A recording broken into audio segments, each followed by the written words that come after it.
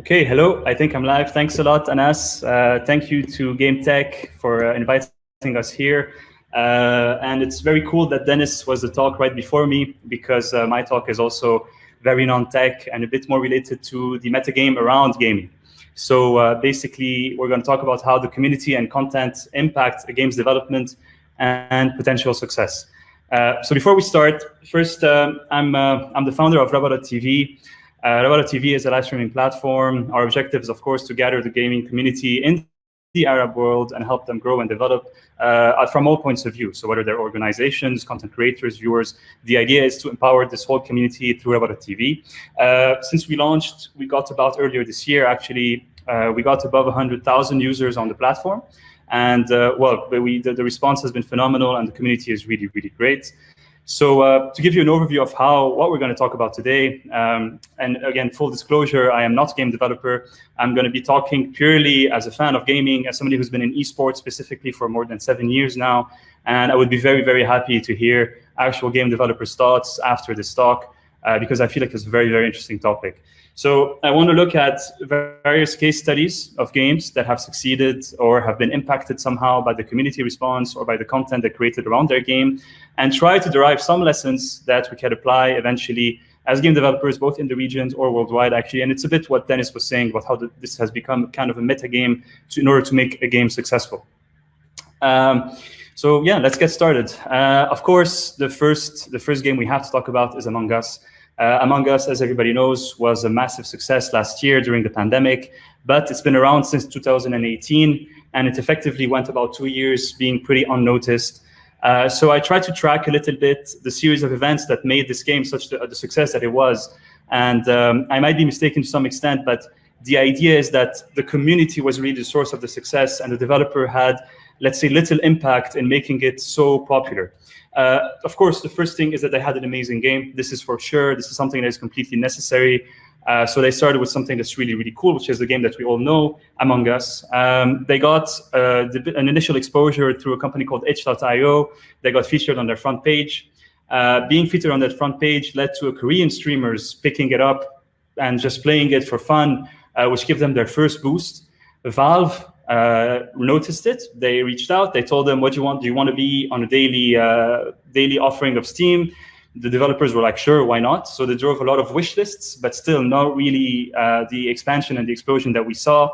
Then there was a summer Steam sale, which triggered a Twitch employee to actually buy the game. And this Twitch employee told a very good friend of his to play the game. And this friend was Soda Poppin, which is one of the biggest streamers live on Twitch, of course. And the rest is history. So Among Us, of course, became completely ingrained in popular culture.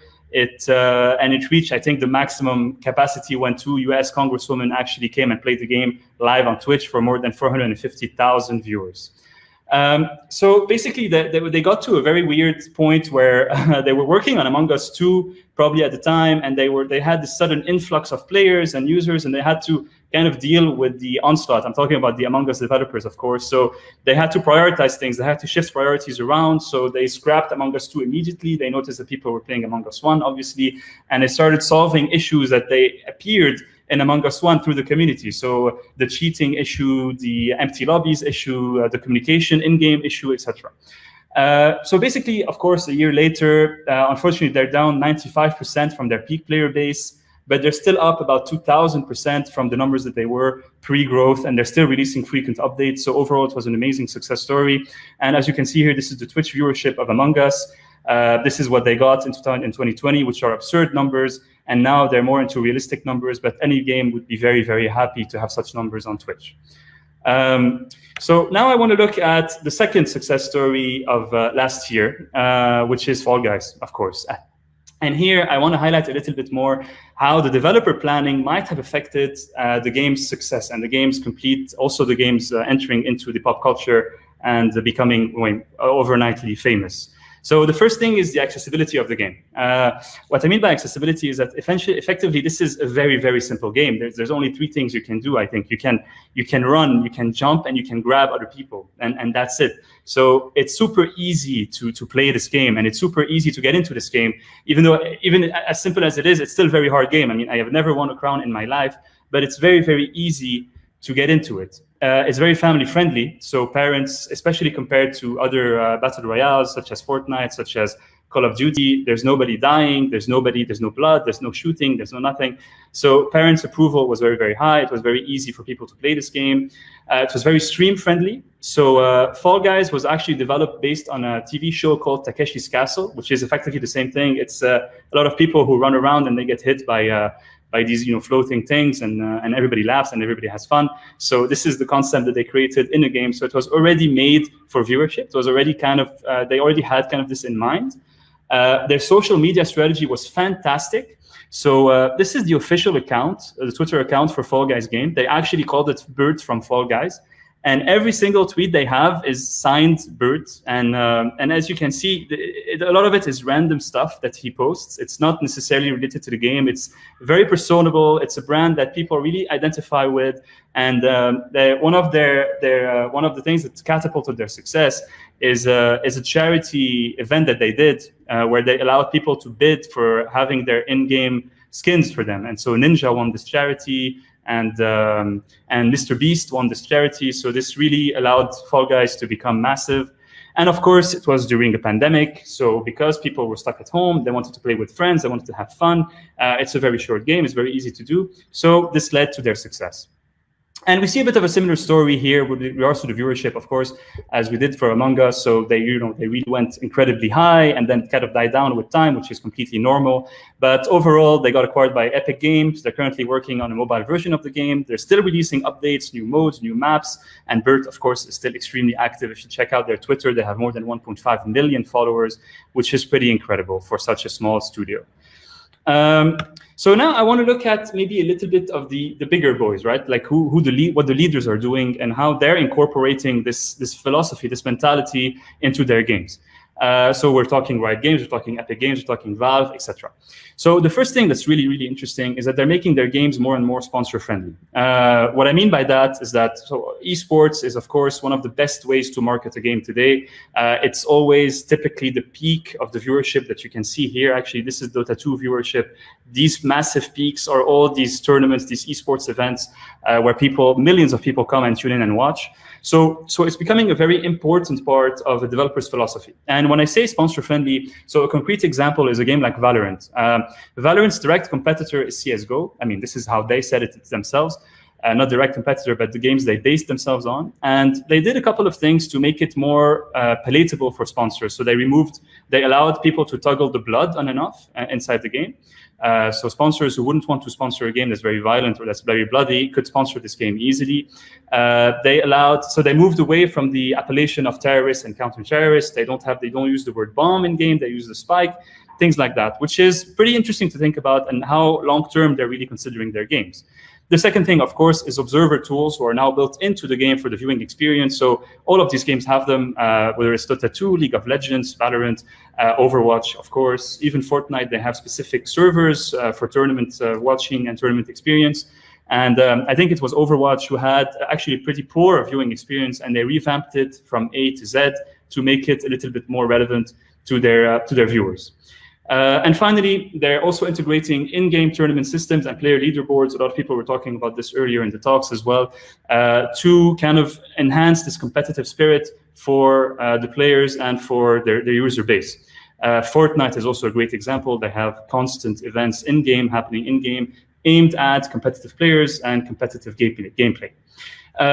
But it's also cool to look at the ancillary content that they create that is actually not related to the game or very barely related to the game itself. So, of course, everything related to interviews with teams, documentaries about the game. So free-to-play for Dota 2, the TI Road to TI for Dota 2 as well. The concerts that happened in Fortnite, which are, I mean, they have nothing to do with Fortnite itself, but it's in a way an amazing way to engage with the community and to keep and to keep the game fresh and to keep the game alive. They also allow creator-themed item sets. So Fortnite does that very, very well. Valve does that very, very well with Dota. They even did item sets for local creators, so Banderita, other big Saudi YouTubers, and allow them to buy them in-game. And finally, when we look at League of Legends, so they do a lot of songs, they do a lot of shorts, all about their esports events, all about their esports players, their esports teams, to kind of get this metagame more real, to expand on the universe of their own game outside of the game itself. And finally, I think the pinnacle of this is the Netflix series. So Dota 2, The Witcher, League of Legends, they all have series underway or already live, which is something that's really beautiful to see. So effectively, we got to the point where pretty much like football or any other tournament or any other game, we might not be playing these games anymore, but we're still very much aware and still very much involved as a community through all of these things that they do, which are outside of the game experience itself. So the second, and this is also something that is very linked to what we were talking just now, the second concept I want to discuss is something called continuous engagement. And the idea of this is to keep the game really fresh, is to keep, when you Google a game like League of Legends or Dota, whatever news you get, or most of the big games right now, is extremely relevant, is extremely up to date. You don't have news articles from month ago. You have things that are happening on an ongoing basis. And the way to do that first is through transparency and relatability. You need to, they communicate extremely frequently. Best examples of this are not even looking at the big game developers, but a game like Hades, who was extremely successful last year, did this in a fantastic manner. They had their own Discord server where all the developers were present. They were always available. They were live. They were able to talk to their users on a one-to-one basis.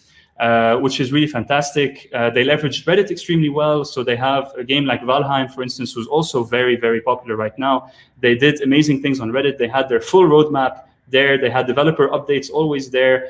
So they were engaging with their really hardcore community, and this community gave it back to them thanks to the success of their games. They gave them pointers. They asked questions. They helped them really direct their games in the right direction. And finally, they personified their brand and they personified their games extremely well. So here we can see James Kaplan, who's of course the face of Overwatch, Jeff Kaplan, sorry, who's of course the face of Overwatch, and who was giving himself frequent developer updates, and he was the one who's actually talking in front of the camera, telling what people what's going on with Overwatch and where's the game heading. Blizzard did that as well with Ben Brode on Hearthstone, which is fantastic. They did some rap songs to announce new updates in Hearthstone, and it's pretty incredible to watch. And finally, there's something that they did as well that is really, really cool, which is through direct engagement. So the way they did that, and I think the best example here is Fortnite, is through creator program incentives and basically helping people create content for the game itself without doing it themselves directly. So the way Fortnite did that, for instance, is through the creator code. Basically, you allow creators to share in the revenue that they do. You allow people to pay a creator directly through the Fortnite creator code. So it's a way for Epic Games, for Fortnite, to incentivize people to create content over their game. It's been mentioned before, of course, drops, reveals. So the drops on Twitch, of course, is something that's massive. It helps people create content and actually benefit from watching this content. And something amazing that people did as well, when we look at Hearthstone, for instance, is they gave card reveals through their favorite streamers so that they could reveal them on stream and not the developer themselves. So they used the community itself to reveal things about their own game. The second massive, I think this is something that goes back a long time, but basically the frequent updates of games. So the battle pass system, which was initially created by Dota 2 in 2013, is a way to keep the game fresh at all times. So it's becoming very strange to hear about, especially online games or multiplayer games, without seasons or battle passes or constant updates. And the most drastic example of whether this is successful or not is through looking at a game like World of Warcraft, who's been around for 15 years, if not more. And as you can see here, so this is the viewership that for World of Warcraft. And of course, every time there's a big release, there's a peak in viewership and of players eventually through this new content, this fresh content, keeping the game up to date, keeping the game relevant. And it's something that can be done at all levels. And it's something that's really becoming the norm for the industry. Now I want to talk about UGC. So all of this we've been talking about is how the developers themselves kind of incentivize game creation of content and how they create their own content as well and they keep the game fresh. But the community itself can be a fantastic tool, and giving them this freedom, giving them this possibility to create their own content leads to very, very good results. So, of course, the best examples to think about here is Minecraft. The best example would be a game like Roblox, who has become completely massive just because they allow developers to build their own game within the game itself. And it's one of the fastest growing game companies in the last couple of years. It's really, really incredible. So by allowing custom servers, by allowing custom maps, by allowing the community to be creative with the game, with your engine, you come up with things that are completely insane. So when we look at a game like Warcraft, through which Dota 2, this is where Dota 1 came from as a complete custom map. Similarly, CSGO was a custom map of another game. All of these were created by the community and allowed their games to become more successful through this community engagement. And something amazing that this also achieves is longevity of the game. So one of the best examples I could find is effectively a game like Portal 2, who's been around for about 10 years now. And this is the Steam charts of players for the game itself. And as you can see, they're maintaining an active user base for the past 10 years, even if the developers have all moved on, the developers are not involved anymore, or barely so. This is purely through the community creating custom maps, through the community being still active, still building on the game and allowing this game to stay alive. And of course, the last example is Mario Map Maker, which is also a very, very old game, but it still allows to remain fresh by people creating things like this. I don't know who tries to do these maps, but it's actually there and people really, really love them. And one of the main points here, and this is one of the main consequences of this way of thinking, is the success of platforms like Megacool or Medal.tv, which allow you to share clips of your own games directly from your phone or from your PC. And this basically gives the power for the players, for the community, even if you're not a game creator, if you're not a streamer or a YouTuber or whatever, you have the chance to create your own content as a community, and you give your community the chance to create content on your game through no cost of yourself, on yourself as a developer, which really leads to people engaging with your game in a variety of ways. So we've been looking at really good examples of how these things went. We can look at the other side of things, of course, a little bit. And the first is Cyberpunk. So Cyberpunk has been the story for the past 6 months. Cyberpunk is maybe one of the games that had the most hype. They've been announcing this game for more than 6 years now. They managed to do an amazing work in marketing. Everybody could not wait. They fleshed out the world extremely, extremely well. You all breathed Night City. There was Keanu Reeves involved. So people were ready. People already had a lot of good expectations because Cyberpunk, of course, were the developers of Cyberpunk developed The Witcher 3 before, which was a fantastic game. But there were some red flags. So first is the fact that they didn't allow the reviewers of the game to use their own footage. They forced them to use Cyberpunk's footage. They didn't allow them to use. They only allowed them to use PC footage as opposed to console footage. So a lot of, let's say, shady things happening. And effectively, when the game released, it was released obviously very, very early. There were multiple delays, and the community was frustrated at those delays. But the delays were completely necessary, and obviously they should have delayed even more, looking back at how they did it. So the mistake that they probably did is, first of all, they misled the community. They were not honest in their communication. They were not transparent in their communication, even though they had a ton of goodwill, even though they had a lot of people supporting them and hoping this game would be good.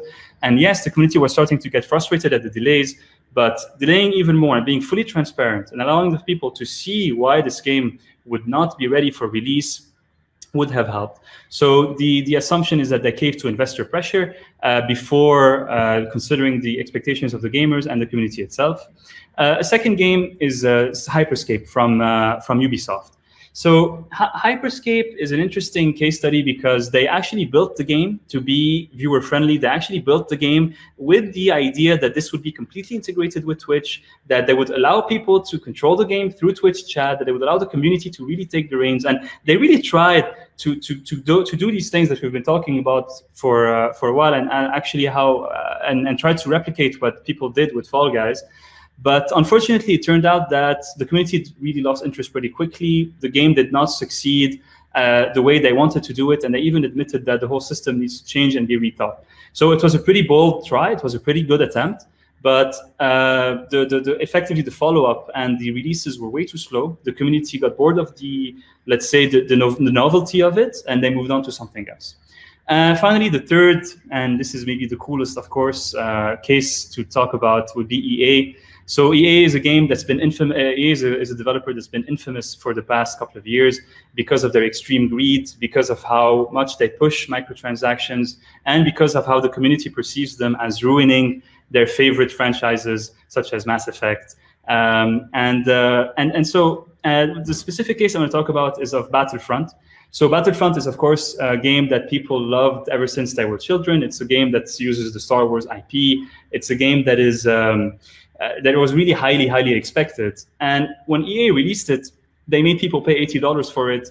And then you had people like Darth Vader locked behind a microtransaction or behind, I think it was 100 hours of gameplay.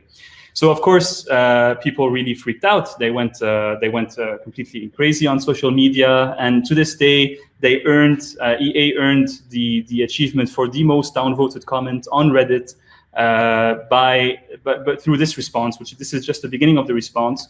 But the idea is that they try to justify their decision making instead of taking a responsibility, instead of apologizing, and instead of actually taking action. So eventually, they did take action, but it took way too long, and the community damage was already done.